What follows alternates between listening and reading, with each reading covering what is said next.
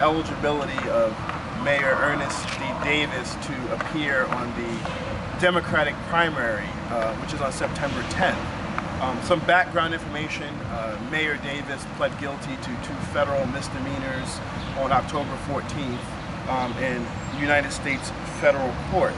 Our city charter, specifically Article 4, Section 25, penalty for violation of duty says, any officer or employee who willfully violates or evades any provision of law or of this chapter, or by culpable neglect of duty allows any public property to be lost to the city, shall be deemed guilty of a misdemeanor. In addition to the penalties imposed by law, shall on conviction forfeit his office or employment. Section 28 further states, any elected officer who has been removed from office under any provision of this chapter shall not be eligible for election to fill the vacancy caused by his removal. Ernie Davis pled guilty to willful failure to file income taxes. Based on that conviction, Mayor Davis is not allowed to still serve as mayor. This proceeding was brought under sections 16-100, 16-102, and 16-106 of the election law, declaring invalid the designating petitions which designated Mayor Davis as candidate for the city of Mount Vernon. As further stated, reported by several media, Professor Gershman, who is a professor at Pace Law School, whom taught many of the judges that are in New York State Supreme Court, says it's very clear and unambiguous on its face that the city charter states it is what it is. Davis must forfeit his office. On Monday, we will have a chance to argue this case in front of Justice William J. Giacomo, and if there's case law, because I couldn't find any, that supports Davis's position to stay on as mayor, it must be presented. Other than that, we will not be seeing the name of Ernest D. Davis on the ballot for the primary on September 10th, 2015. Now we'll open it up to any questions anyone may have. Mr. Rivers, this seems to be less about his current standing as mayor and more about whether he can run for another term. Is that right? Correct. Basically, if the charter is what it is and it's unambiguous on its face, Mayor Davis should have forfeited his office, which meaning he basically perpetrated fraud upon the people and the voters of Mount Vernon by having him sign a designating petition when he knows in fact he's not eligible to run for office. So this, right now, this action is to invalidate and have Mayor Davis's entire petition, as long as whoever's on that slate with him, invalidated. This says first lawsuit filed. I'm sure there's numerous lawsuits. I believe some other candidates filed lawsuits in Supreme Court. I don't have the index numbers on me, but other candidates and opponents of Mayor Davis filed lawsuits after me, challenging the signatures of his petitions. I'm challenging his standing to run based on our city charter. So a judge is going to, because it hasn't been interpreted, no lawsuit was filed. The Attorney General did not bring suit because he said it would take too long. But this is, a judge is going to have to interpret our city charter and says, Mayor Davis's position is, I did this in my personal life. This has no bearing of me committing a crime in office, so therefore I can stay. Well, you have the mayor of White Plains, Adam Bradley, who was charged with domestic violence, resigned before he even was acquitted of the charges. You have Elliot Spitzer, committed no crimes, resigned based on public perception. Anthony Weiner, the New York State representative, resigned, was never charged with any crimes. And then you have a mayor, which is embarrassing to the city of Mount Vernon, that pled guilty and is a convicted criminal, is staying in office defying law. I mean, we are a nation of laws, and on Monday we will have clarification on what this law really means and if Davis is in violation of the city charter. Let me ask you a question. What does that say for the Westchester County Democratic Chairman, who's also the Mount Vernon County Democratic Chairman, who's also the Westchester Democratic Board of Election Commissioner to nominate someone that has this over, like you said, these people resigned because of, you know, the bad thing it would bring to the office. What does that say about them nominating him with this shadow around him? Well, I have no faith in Commissioner, Chairman Lafayette. For one, him and Mayor Davis were former business partners. They were former business partners.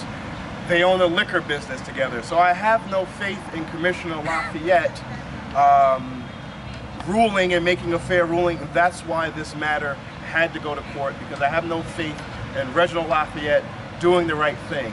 And if I'm successful in this, I'm going to ask the U.S. Attorney to investigate Mr. Lafayette, because he made a personal statement to me that is recorded, that is on my website, that says that everyone's petitions has fraud and he will turn them over to the DA. So I'm not sure how far we are in that process, or if Commissioner Lafayette turned over these petitions to the U.S. Attorney or the District Attorney like he said he was going to do.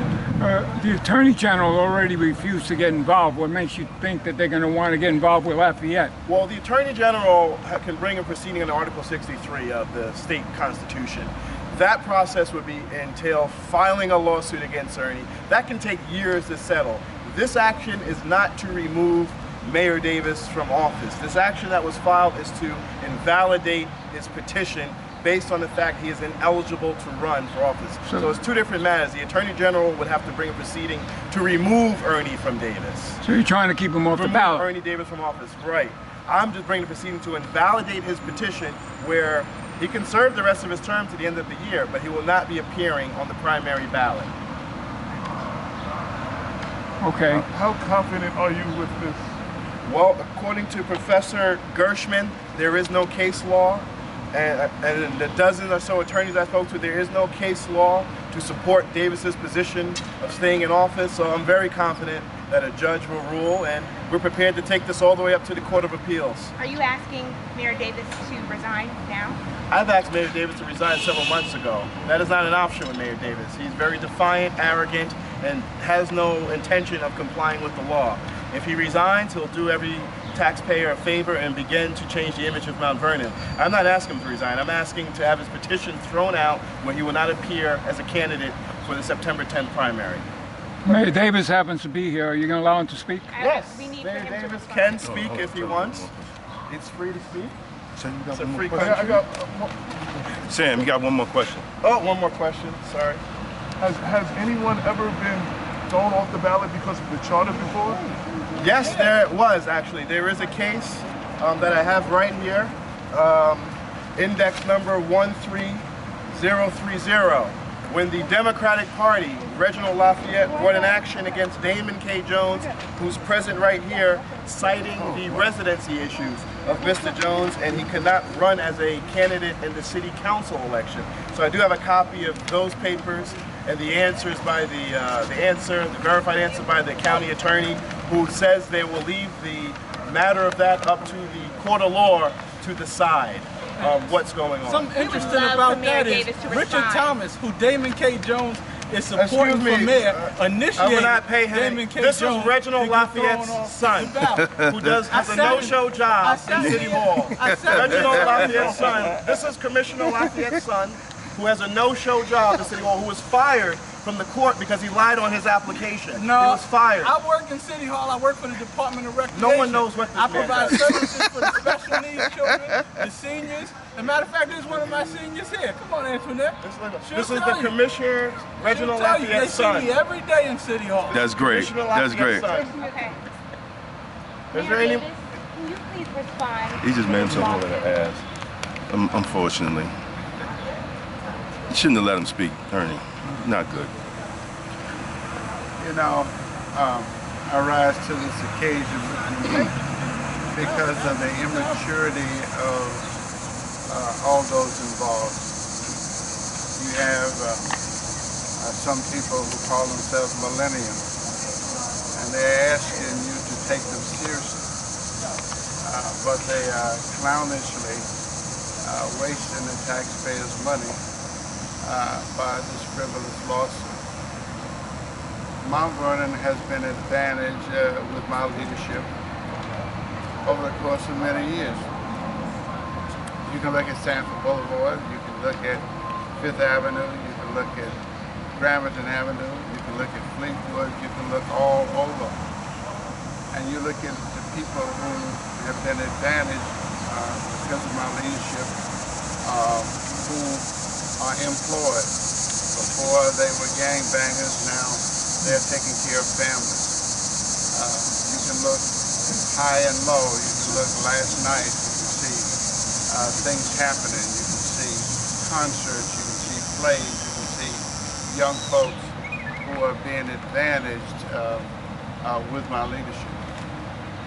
And so any fool can tell you what's wrong, and any fool could, just like you've experienced, can create a ruckus in this community and in this world.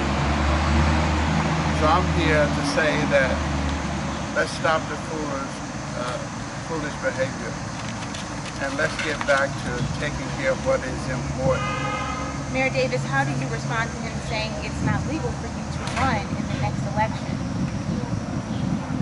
Well, that will be determined by the courts. I don't stand here as a lawyer, I'm an architect. I stand here because I believe in the people and the aspirations of people, even people such as this young man.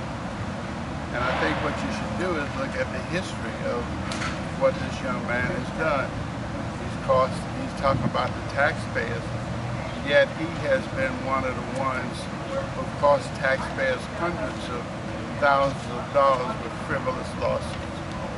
He has caused tremendous dismemberment of various departments. He has been destructive behavior. And one has to wonder, where does he get this time to do this? And you have to wonder who is supporting this slanderous, outrageous behavior. I think the mental institutions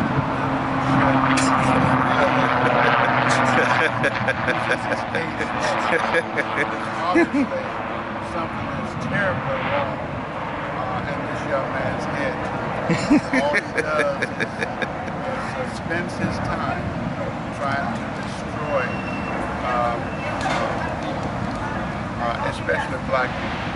And so I go along with this because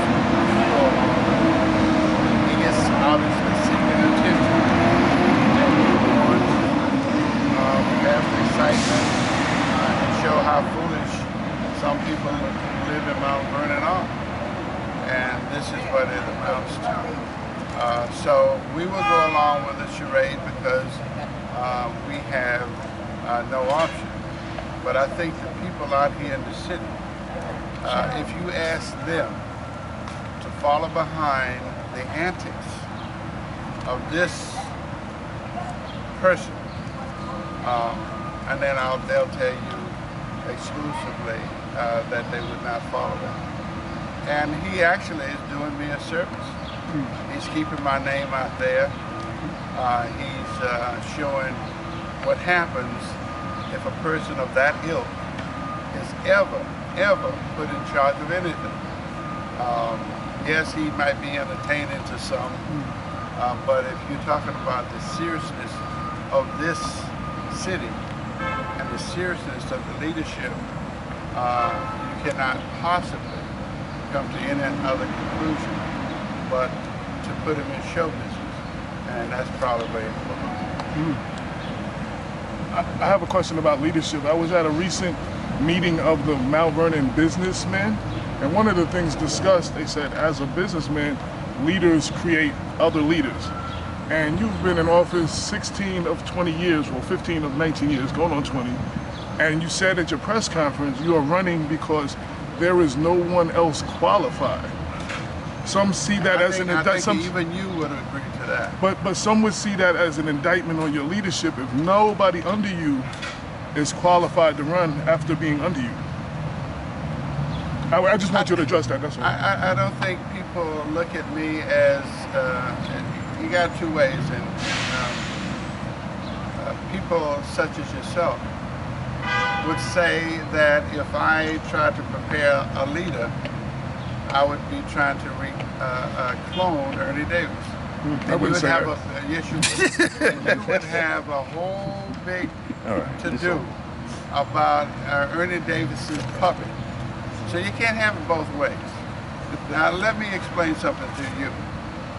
You're a relatively young man, and I would like to mentor you, but you don't want to be mentored. You've never asked to. You've never reached out to me on that level. Huh? You've never reached out to me on that level. Have you reached out to me? I've come to you. I've talked to you. Yes. I say, have you reached out? I am willing. Look, brother. Convicted criminal is not the perfect definition. My point is, you never said that was Don't available. talk about criminality, brother. I am not a convicted criminal. You pled guilty to two crimes. I mean, it is what it is. Don't get into that, please. All right, let's Don't get into that. I gotta go put it. Because your record is very questionable. So I would stay away from that. I am not a convicted criminal. I've never been convicted of any crime. You have. You're not an example of someone that someone would want to raise their All right, children. You're not a role model. Is there any more questions? Is there any more questions? I mean, before my press conference was rudely interrupted by Mayor Davis here, I was they would have came inside and spoken to you. You could have waited, had a little patience, but